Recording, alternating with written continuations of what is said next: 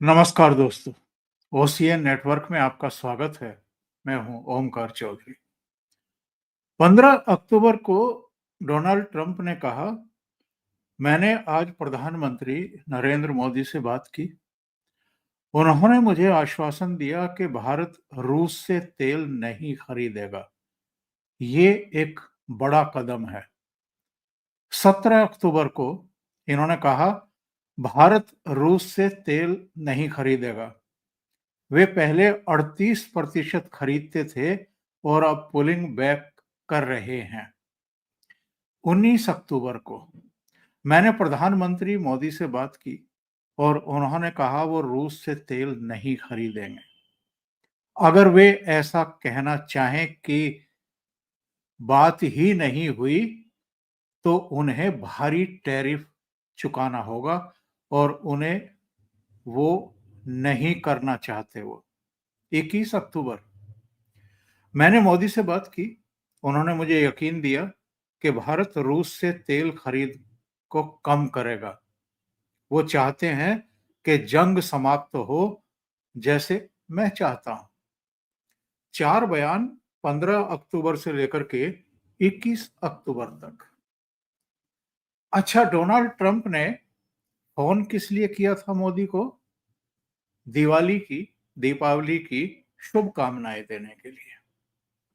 लेकिन ये अजीब शख्सियत है जो दीपावली की शुभकामनाएं देते हैं और ट्रेड की बात करने लगते हैं। उनके ही शब्दों की बात कर रहा हूं मैं। इससे पहले उन्होंने 17 सितंबर को भी प्रधानमंत्री को फोन किया था, उनके 75 वर्ष पूरे होने पर उनके जन्मदिन की बधाई देने के लिए। और जरा उस समय के भी इनके बयान उठा करके देख लीजिए, इनके वीडियो देख लीजिए। उसमें भी इन्होंने पाकिस्तान और भारत के बीच युद्ध नहीं होगा, मोदी जी से मेरी बात हुई है, ट्रेड डील पर बात हुई है, रूस से ईंधन खरीदने को लेकर के बात हुई है। आपने जन्मदिन की शुभकामनाएं देने के लिए फोन किया था या उस बहाने अपनी भड़ास निकालने के लिए फोन किया था? इससे पहले आप और हम जानते हैं कि 4 बार उन्होंने प्रधानमंत्री को कॉल किए थे और पीएम ने उनका फोन रिसीव ही नहीं किया था। इसके अलावा कम से कम 4 ऐसे मौके आए हैं जब प्रधानमंत्री और डोनाल्ड ट्रंप की मुलाकात हो सकती थी, वो प्रधानमंत्री मोदी ने टाल दी। यानी पीएम मोदी लगातार इनको उपेक्षित कर रहे हैं, अवॉइड कर रहे हैं और ये बार-बार मोदी के गले पड़ना चाहते हैं। जब ये कनाडा गए थे, उस समय इन्होंने कहा था वॉशिंगटन होते हुए निकल जाइए फोन कॉल पर, प्रधानमंत्री नहीं गए। फिर सितंबर के आखिर में यूएन असेंबली को संबोधित करने के लिए प्रधानमंत्री को जाना था, उन्होंने अपनी जगह एस जयशंकर को भेज दिया। फिर शर्म अल शेख में गाजा पीस समिट के लिए इन्होंने 20-22 देशों के राष्ट्र प्रमुखों को बुलाया, प्रधानमंत्री को भी बुलाया, प्रधानमंत्री नहीं गए। एस जयशंकर को भी नहीं भेजा, विदेश राज्य मंत्री कीर्तिवर्धन सिंह को भेज दिया। और अब आसियान समिट है, कल से शुरू होगी, 3 दिन की है। डोनाल्ड ट्रंप आ रहे हैं, मोदी जी ने वहां जाना भी स्थगित कर दिया। क्या मोदी जी के सख्त रुख का कोई संदेश, कोई संकेत ट्रंप को नहीं मिल रहा है? तो वो क्यों बयानबाजी कर रहे हैं?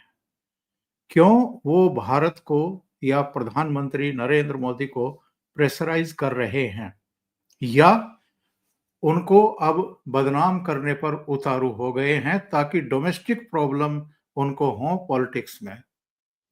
मेरे साथ जुड़ रहे हैं शिकागो से डॉक्टर मुनीस रायजादा। आप सब उनसे परिचित हैं, तो उनको जोड़ लेते हैं और जोड़ करके चर्चा को आगे बढ़ाएंगे। मुनीस जी, बहुत स्वागत है आपका। नमस्कार। धन्यवाद ओमकार जी। मनीष जी, ये तो मैंने कुछ डेवलपमेंट दर्शकों को बताए जो हुए हैं हाल में, लेकिन एक डेवलपमेंट और हुआ है।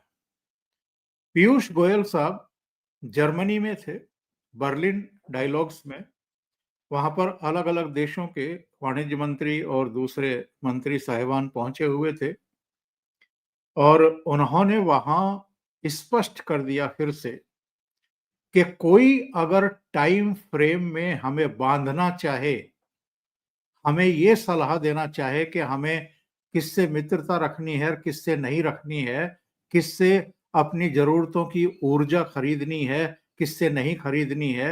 एक तो हम संप्रभु राष्ट्र हैं, हम ऐसी बातें सुनते नहीं हैं किसी की। जहाँ हमें सस्ता ईंधन मिलेगा, वहाँ से हम खरीदेंगे। किससे खरीदना है ये भारत तय करेगा, कोई अमेरिका या कोई दूसरा तीसरा देश ये तय नहीं करेगा। दूसरे उन्होंने कहा कि कोई हमारी कनपटी पर अगर बंदूक रख कर के ट्रेड डील साइन कराना चाहे तो ये भी नहीं हो सकता है। इससे ज्यादा स्पष्ट संकेत और क्या होगा ट्रंप के लिए। बिल्कुल ठीक है। और जहाँ तक मुझे ध्यान पड़ता है कि पिछले कुछ महीनों में भारत ने काफ़ी संयम दिखाया है और ये अभी तक का सबसे तीखा बयान है। अप फ्रंट इन्होंने बोला है ये बातें कि हमारे सिर पे बंदूक या कनपटी पे बंदूक रख के। साथ में वाणिज्य मंत्री पीयूष गोयल जी ने ये भी कहा कि भरोसा हो तभी आदमी बिज़नेस करता है। हाँ? इट्स अ मैटर ऑफ भरोसा एवं रिश्ता। इट्स नॉट कि बस हम टैरिफ को डिसाइड कर लें। वो टैरिफ का नंबर क्या है, 50% से नीचे कितना आएगा? That is not the only point.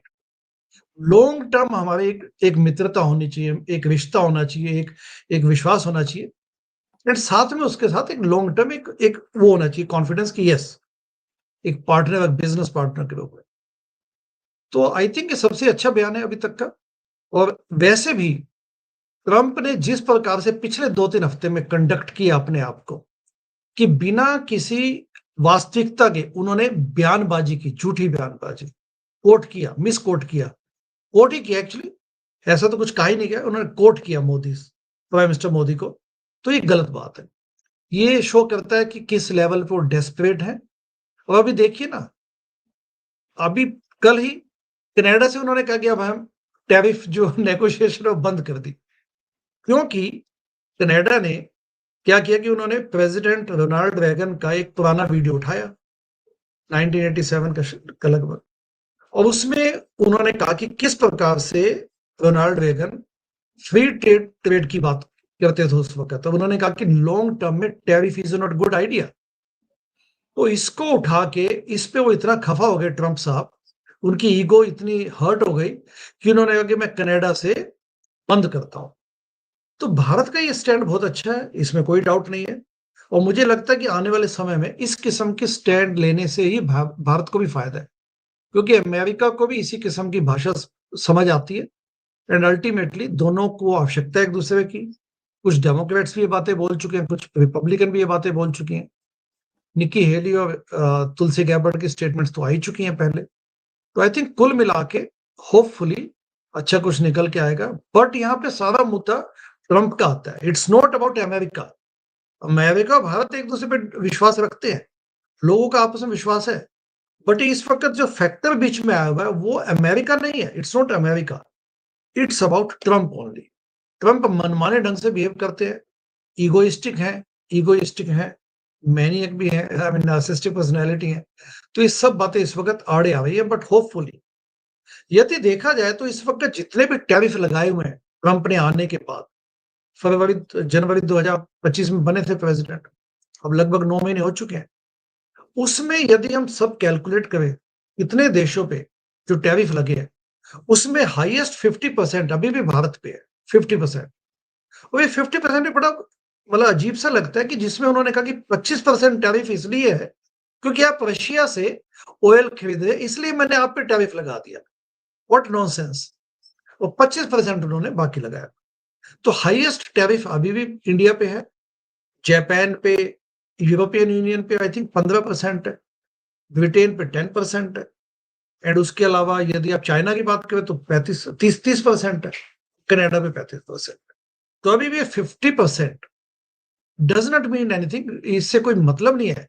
और जहां तक तेल खरीदने की बात है तो यूके ने तो उस पर अपना ले लिया एग्जम्पशन उनसे, प्रेसिडेंट ट्रंप से, बाकी देशों ने भी ले लिया। और चाइना जो धड़ाधड़ लिए जा रहा है तेल, उस पे आज तक जर्मन ट्रम्प साहब को कोई आपत्ति नहीं। जर्मनी ने भी रिक्वेस्ट किया था कि हमको छूट जी, दी जाए। जिस कंपनी हुँ, से भारत तेल खरीदता है सस्ते में, जी, उस पर और एक दूसरी कंपनी पर डोनाल्ड ट्रंप के शासन ने कुछ पाबंदियां लगाई हैं। तो जी, यूके को उससे छूट दी है इन्होंने, जर्मनी ने मांग की है। इसको लेकर राइट, के भी पीयूष गोयल ने दोनों देशों, ब्रिटेन की तो वहां कॉमर्स मिनिस्टर आई हुई थी, उनसे सीधे पूछ लिया कि आपको छूट क्यों, भारत को क्यों नहीं? भारत ने ऐसा क्या राइट, कर रखा है? भारत पर क्यों पाबंदी लगाते हैं आप? या उन कंपनियों पर ही पाबंदी क्यों लगा रहे हैं? तो पीयूष गोयल काफी आक्रामक मुद्रा में इस बर्लिन डायलॉग में दिखाई दे रहे हैं। मैं उनके बयान के कुछ अंश पाठकों को और आपको जरा जी, सुना देता हूं। जी, गोयल ने क्या कहा है? उन्होंने कहा कि मैंने आज के अखबार में पढ़ा कि जर्मनी अमेरिकी प्रतिबंधों से तेल के लिए छूट मांग रहा है। ब्रिटेन को हुँ, तो पहले ही छूट मिल चुकी है, तो फिर भारत को क्यों निशाना बनाया जा रहा है? इस पर ब्रिटिश मंत्री ब्रायंट ने नहीं नहीं करते हुए कहा कि उनके देश को मिली अमेरिकी छूट केवल रॉसनेफ्ट की एक विशिष्ट सहायक कंपनी के लिए है। इतना सुनते ही गोयल ने तुरंत पलटवार करते हुए कहा कि हमारे पास भी तो रॉसनेफ्ट की एक सहायक कंपनी है, फिर भारत को क्यों? मंत्री की बोलती बंद हो गई। गोयल की टिप्पणी ऐसे समय आई जब अमेरिका और उसके सहयोगी भारत पर रूस से कच्चा तेल खरीदने को लेकर के दबाव बढ़ा रहा है। पिछले महीने ट्रंप प्रशासन ने भारत के कुछ उत्पादों पर अतिरिक्त टैरिफ लगाते हुए कुल टैरिफ को 50% तक पहुंचा दिया था और नई दिल्ली ने इन टैरिफ को अनुचित, अन्यायपूर्ण और अव्यावहारिक करार दिया। इस खबर का अगला पार्ट ये है कि ट्रंप प्रशासन का तर्क है कि भारत जैसे देशों पर दबाव डालने के लिए रूस आर्थिक रूप से कमजोर होगा और उसे यूक्रेन युद्ध समाप्त करने के लिए मजबूर होना पड़ेगा। इस राइट, बीच यूरोपीय संघ ने हाल में 3 भारतीय कंपनियों पर भी रूस की सेना से कथित संबंधों के कारण प्रतिबंध लगाए हैं। अमेरिका ने पिछले हफ्ते रॉसनेफ्ट और लुकोइल, रूस की 2 सबसे बड़ी तेल कंपनियों पर भी प्रतिबंध लागू किए हैं। पीयूष गोयल ने भारत की स्वतंत्र व्यापार नीति पर जोर देते हुए कहा कि देश किसी भी दबाव या समय सीमा, जो ये कह रहे हैं कि दिसंबर तक भारत 40% तेल खरीदना बंद कर देगा, उन्होंने कहा कि किसी भी दबाव या समय सीमा में समझौते नहीं करता। हम कभी भी डेडलाइन या सिर पर तनी बंदूक के साथ कोई व्यापार समझौता नहीं करते। अगर कोई टैरिफ लगाता है तो लगाए। हम नए बाजारों की तलाश में हैं, घरेलू मांग मजबूत कर रहे हैं और दीर्घकालिक लचीलापन विकसित कर रहे हैं। इससे सख्त बयान कोई हो नहीं सकता जितना सख्त बयान पीयूष गोयल ने दिया है और जर्मनी और ब्रिटेन को भी आईना दिखा दिया। बिल्कुल। और ये जो इन्होंने बोला इस वक़्त कि हम अपनी मार्केट्स तलाशेंगे, ये सीधा अमेरिका को सिग्नल भी है कि तुम बैठे रहिए, हमें अपना व्यापार मिल जाएगा। लेकिन साथ ही साथ ओंकार जी, जो डिस्कशन अधिकारियों के बीच में चल रही है, उसमें इंडिया ने काफ़ी लचीलापन दिखाया है। भारत ने कहा कि ठीक है, हम आपसे non GM, genetically modified non GM seeds लेने को तैयार हैं। यानी कि जो सोया हो गया, मक्का हो गया, तो उसमें हम लेने को तैयार हैं। इवन दूध उत्पादन के लिए भी भारत थोड़ा-सा भी लचीलापन दिखा रहा है कि ठीक है, कोई बात नहीं, हमारे कंज़म्पशन इतनी ज़्यादा है, यदि आपसे हम कुछ दूध या कुछ ऐसी चीज़ें ले भी लेंगे तो कोई दिक्कत नहीं है कि हमारी जो एग्रीकल्चर है शायद उतनी प्रभावित ना हो। तो इंडिया सहयोगात्मक रवैया अभी भी अपनाने को तैयार है। डिस्कशंस हो रही हैं, लेकिन जो इसमें सबसे बड़ा अड़ियल रवैया है वो ट्रंप का ही है। ट्रंप की भी जो पॉलिसी है उसमें कोई बहुत ज़्यादा वित्तीय समझ हो, इकोनॉमिक कोई विज़डम हो, ऐसा कुछ नहीं है। नहीं, आपको ऐसा नहीं लगता जैसे अभी इन्होंने चीन की बाह मरोड़ने की कोशिश की थी और ये कहा जी, था कि आप सोयाबीन खरीदिए हमारे यहाँ से, क्योंकि अमेरिका में सोयाबीन की फसल कटने का पिछले महीने से क्रम शुरू हुआ था और वहां के राइट, किसान बिल्कुल एकदम चौड़े में खड़े हुए थे, आसमान के नीचे खड़े हुए थे। उनको नहीं पता था कि इतनी बम्पर क्रॉप जो है वो पैदा तो कर ली, लेकिन इसको खरीदेगा राइट, कौन? ये राइट, कहाँ हम लेकर के जाएँ, किस मार्केट में लेकर के जाएँ? चीन ने हुँ, खरीदना बंद कर दिया था और जब राइट, इन्होंने धमकी देना शुरू किया था, चीन ने खरीदना बंद कर दिया, वहाँ से कृषि उत्पाद खरीदने बंद कर दिए। कोई और देश लेने को तैयार नहीं है। अर्जेंटीना राइट, को कुछ दे रहे हैं। भारत एक बड़ा मार्केट था, इनको उम्मीद थे कि जो चीन से हमें झटका लगा है, भारत में हम इसको कर लेंगे। भारत ने मना कर जी, दिया। भारत ने कहा कि राइट, हमारे लघु, सीमांत और छोटे किसान, हम उनको बर्बाद नहीं करना चाहते। हम आपके लिए, आपके किसानों के लिए, आपकी मुसीबतों को कम करने के लिए असंतुलित कुछ भी नहीं करेंगे, जिसमें हमारे राष्ट्र हित ना हो। हम नहीं खोलेंगे अपना मार्केट। तो दूध जो डेयरी है वो कृषि उत्पाद हैं, वो हमें भेड़ना चाहते थे, हम उसके लिए तैयार नहीं हैं। इसलिए नवारो राइट, से लेकर के इनके वाणिज्य मंत्री, इनके वित्त मंत्री सब बयानबाजी कर रहे थे भारत के खिलाफ। इधर आप देख राइट, रहे होंगे कि नवारो वगैरह के बयान आने बंद हुए हैं। हुँ, तो ये इसलिए क्योंकि भारत के ऐतराज़ उन तक पहुँच गए कि जो भी चाहता है अमेरिका में मुँह उठा कर के भारत के बारे में अनाप-शनाप बक रहा है। हमारे प्रधानमंत्री के बारे में कुछ भी कह रहा है कि हमारे किससे रिश्ते होने चाहिए, किससे नहीं होने चाहिए, चीन कितना जालिम है, रूस कैसा है, ये आप समझाएँगे हमको। तो ये चीज़ें जो तनावपूर्ण हुई हैं, वो कुछ वजहों से हुई हैं और हमें जिस तरीके से ये अपनी तरफ से कपोल कल्पित बातें कर रहे हैं, उसने इन तनाव को और बढ़ाया है। जो मैंने बताया राइट, मुनीष जी कि प्रधानमंत्री की 4 विजिट जो होनी ही थी, उनमें से 1 वाशिंगटन को हटा दीजिए। वो उनकी मर्ज़ी थी, लेकिन आम तौर पर अमेरिका जैसी सुपर पावर का राष्ट्रपति अगर किसी को आमंत्रित करे कि आप यहाँ से होकर के निकल जाइए, तो कोई मना करता नहीं है। वो चला जाता है खुशी-खुशी। लेकिन आपने ऐसे हालात पैदा कर दिए हैं, ऐसे गैर ज़िम्मेदाराना बयान दिए हैं, जिनका कोई आधार नहीं है।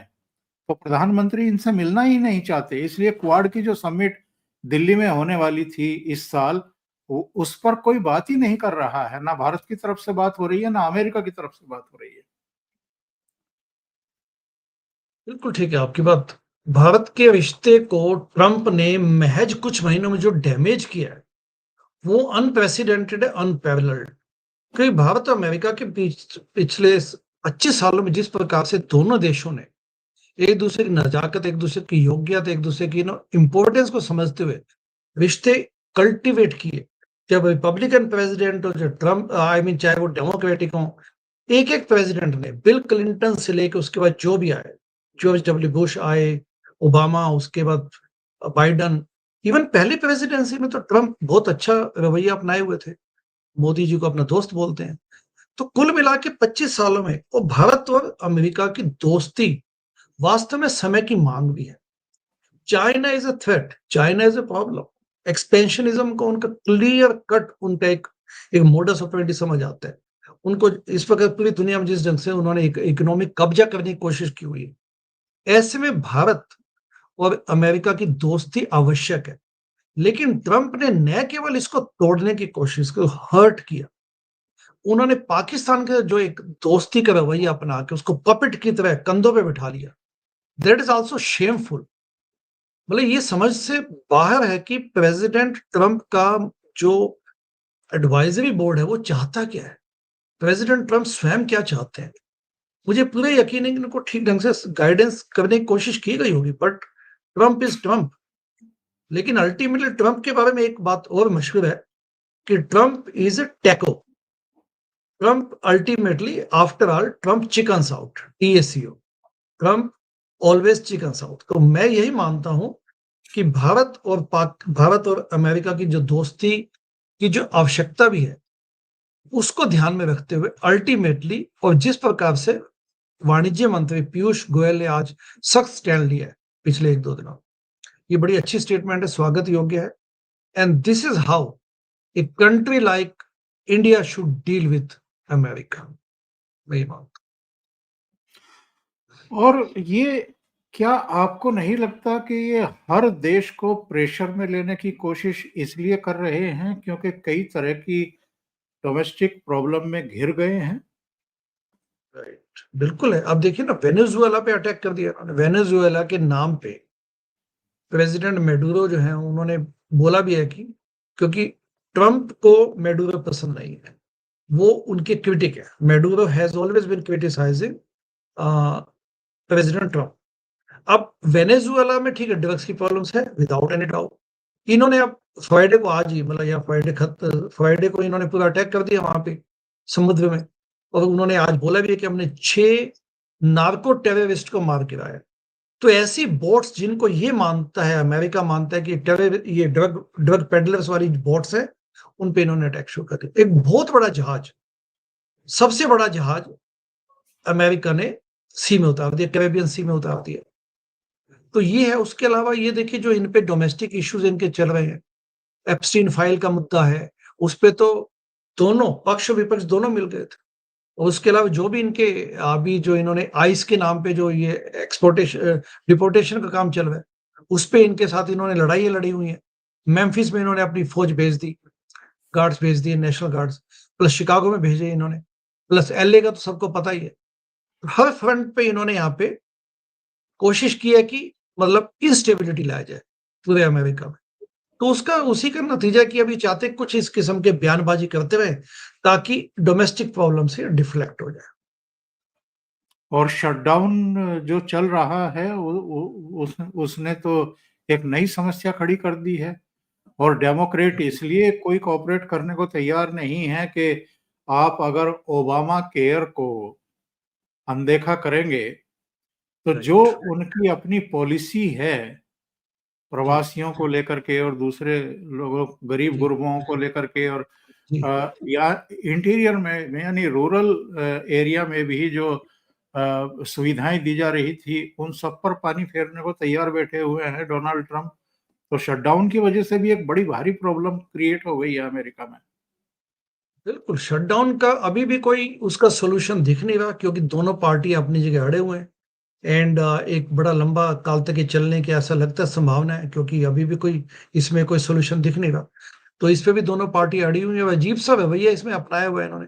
और उसके ऊपर ये अभी भी ऐसे बोले जा रहे हैं कि हमारी पैट्रियोटिक स्टाफ जो हैं, प्रोटेक्शन बॉर्डर प्रोटेक्शन वाले, बड़े पैट्रियोटिक वे में अभी भी लड़े, मतलब they are doing their duties and all that. इस किस्म के एक बेबुनियादी उसको भी उन्होंने पॉलिटिसाइज़ करने की कोशिश की है। इनफैक्ट ये इस पे भी पॉलिटिकल बेनिफिट उठाने के चक्कर में है। जबकि डेमोक्रेट्स जानते हैं कि अल्टीमेटली ये फायर बैक करेगा, ट्रंप को ही इसका नुकसान होगा, इसलिए वो भी अपनी जगह अड़े हुए हैं। और वो कहते हैं, जैसा आपने कहा, कि ओबामा केयर के जो बेनिफिट्स थे उससे वो हटना नहीं चाहते। अभी मैं एक रिपोर्ट पढ़ रहा था जिसमें ये कहा गया है कि 1 अक्टूबर से जो शटडाउन शुरू हुआ है अमेरिका की इकोनॉमी को $3 अरब का नुकसान अब तक हो चुका है। जी, यानी इनकी इनकी मनमानी, हालांकि मेरी और भी लोगों से बात हुई है, उनका कहना है कि ट्रंप एक्चुअल में यही चाहते थे कि जो सरकार के ऊपर बोझ है इसको किसी तरीके से कम कर दिया जाए। जी, इसलिए इन्होंने इनिशिएट भी नहीं किया। मेरे विचार से एक मीटिंग बुलाई थी इन्होंने, सही बात उसमें है। हाँ, उसमें कोई समझौता हुआ नहीं और उसके बाद इन्होंने इनिशिएट ही नहीं किया है कि भाई आप हाँ, डेमोक्रेट को बुला करके, उनके नेतृत्व को बुला करके, उनको विश्वास में लेकर के कोई रास्ता हुँ, निकालें। तो हुँ, सरकार का जो बोझ है कर्मचारियों का, उसको कम करने के लिए ये भी चाहते थे हुँ, कि ये एक बार हो जाए तो हुँ, ठीक ही रहे। लेकिन राइट। इससे कितनी बड़ी पेचीदगी पैदा होगी, मुनीष जी, वहाँ आप लोगों के संपर्क में रहते ही हैं। कितने घर जो हैं, वो अब कर्ज लेकर के अपना घर चलाने के लिए मजबूर हो रहे हैं, क्योंकि उनको पैसे नहीं मिल रहे, सैलरी नहीं मिल रही है। देखिए, 35 दिन तक का आज तक जो मुझे ध्यान पड़ता है, 35 दिन का हाईएस्ट शटडाउन रहा है, लॉन्गेस्ट शटडाउन रहा है। अब ये देखिए, आज 24 दिन तो हो चुके हैं इसको। तो अभी तो, और जैसा आपने बिल्कुल ठीक इंडिकेट किया कि अभी ये तो चाहते भी नहीं कि कोई नेगोशिएशन हो बैठ के। दोनों पक्ष बैठने को तैयार नहीं। लेकिन इसका मतलब ये नहीं है फेडरल एम्प्लॉइज शटडाउन का एसेंशियल मतलब कि जो फेडरल एम्प्लॉइज है, फेडरल डिपार्टमेंट्स के लोगों को, ये एम्प्लॉइज को सैलरी नहीं मिलेगी, जिसमें यूएससीआईएस आता है, इमिग्रेशन डिपार्टमेंट जिसको बोलते हैं, होमलैंड सिक्योरिटी हो गया, बॉर्डर प्रोटेक्शन, जो ये एयरपोर्ट्स की सारी जो जो संभालते हैं, जब प्लस सेना, सबसे बड़ा सेना को तो अपने देश का गर्व मानते हैं ये लोग। अब उसके बाद आप अगर उनको फोर्स करें कि वो फर्लो पे जाएं या लिमिटेड रिसोर्स के साथ अपने परिवार चलाएं, तो आप ये देखिए कितनी बड़ी नाइंसाफी है, ठीक है ना? सेना और के उसके लिए बाद सेना के लिए तो सुनते हैं कि पेंटागन का जो फंड है उससे ये सैलरी दे रहे हैं। हाँ, फिर उसमें अभी इन्होंने बयान दिया कि मेरे किसी दोस्त ने, ट्रंप ने बयान दिया कि 135 मिलियन डॉलर्स मेरे किसी दोस्त ने पेंटागन को दिए हैं, तो उससे काम चल जाएगा। But this is not the how a president will conduct himself, तो ये कोई बिल्कुल। मुद्दा नहीं है। तो अब ये देखिए ना, उसमें अब होमलैंड सिक्योरिटी और जो इमिग्रेशन डिपार्टमेंट, तो लोगों को असुविधाएं तो हो ही रही हैं, और फिर ये देश तो है इमिग्रेंट्स का नेशन, तो इसमें इस किस्म के ये एक्ट्स को कंडक्ट, ये किसी प्रकार से शोभनीय नहीं है। मुनीष जी, मैंने पढ़ा था कि अमेरिका खुद कर्ज में डूबा हुआ है, जी अर्थव्यवस्था डामाडोल हुई पड़ी है, किसानों की और तमाम दूसरी समस्याएं मुंह बाए खड़ी हैं, उनका ये कोई हल नहीं निकाल पा रहे हैं। इन्होंने जो एश्योरेंस दिए थे चुनाव के समय वो पूरे नहीं कर पा रहे हैं। हाथ पैर फूले हुए हैं, ऊपर से बड़े कॉन्फिडेंट दिखते हैं, लोगों को धमकाते रहते हैं, फाइलों पर सिग्नेचर करते हैं कैमरों के सामने, और दूसरे देशों को दबाव में लेने के लिए कनाडा जैसे वाहियात फैसले ले लेते हैं कि मैं टॉक्स ही बंद कर रहा हूँ ट्रेड डील की। तो ये जो सनकीपन है, ये अमेरिका को नुकसान पहुंचा रहा है। बिल्कुल अमेरिका को नुकसान पहुंचा रहा है। इस वक्त अमेरिका की जो स्टेट्समैनशिप थी वो तो खत्म हो चुकी है। America is known to be a champion of democracy, और मदद करना अमेरिका अपना धर्म समझता था। वो जो एक एक फिलेंथ्रोपी वाली और डेमोक्रेसी को आगे बढ़ाने के साथ देशों को साथ में लेके चलने वाली ये जो परंपरा है, इन्होंने आते क्या किया ट्रंप ने, कि आते यूएस एड को बंद कर दिया। यूएस एड को बंद करने का एक जो इमीडिएट इंपैक्ट पड़ा वो ये है कि आपके जो एक सॉफ्ट एक पावर थी, जो आप दुनिया भर के देशों में बैठे हुए थे, खासकर अफ्रीकन कंट्रीज में, एशियन कंट्रीज में जब बैठे हुए थे आप, किसी को आप कुछ मिलियंस डॉलर्स की एड देते हैं, आप किसी देश को, किसी उस बने आप वहां उनकी टेबल पे बैठे हुए थे, अब वहां से उठ के चले गए। उसका वैक्यूम कौन फिल करेगा? चाइना। एक बात। दूसरा क्या है कि हर जगह इन्होंने संबंध बिगाड़े हैं, ट्रेड वार के नाम पे, टैरिफ के नाम पे इन्होंने किसी, ऐसा कौन सा देश है जिसको धमकाया ना हो इन्होंने? ये धमकाने वाली ये जो परंपरा, ये अमेरिका के साथ ठीक नहीं फिट बैठती, क्योंकि ultimately dialogue is the key. फिर इन्होंने बीच में ईरान पे हमला कर दिया। तो इस प्रकार की जो इन्होंने सब जगह संबंध बिगाड़े, कनाडा को बोलने लगे कि आप 51st स्टेट है हमारे, आप शामिल हो जाइए, हम आपको पैकेज दे देंगे, इकोनॉमिक पैकेज दे देंगे। अच्छा, फिर आपने स्वीडन को धमका दिया, हम कहते हैं ग्रीन लैंड आपसे ले लेंगे हम हमें। तो इन्होंने ये इस किस्म का जो कंडक्ट है, बताइए इस पे क्या बोला मार्क जाए? मार्क कोनी अभी आए थे वॉशिंगटन, जब व्हाइट हाउस में जी मुलाकात हो रही थी। अपने जी वक्तव्य के दौरान ही 3 बार कहा उन्होंने कि कनाडा जो है वो उसको 51 जो है स्टेट बना दीजिए हाँ, अमेरिका। और कॉर्नी जो है वो बस मुस्कुरा करके चीजों को टाल रहे थे।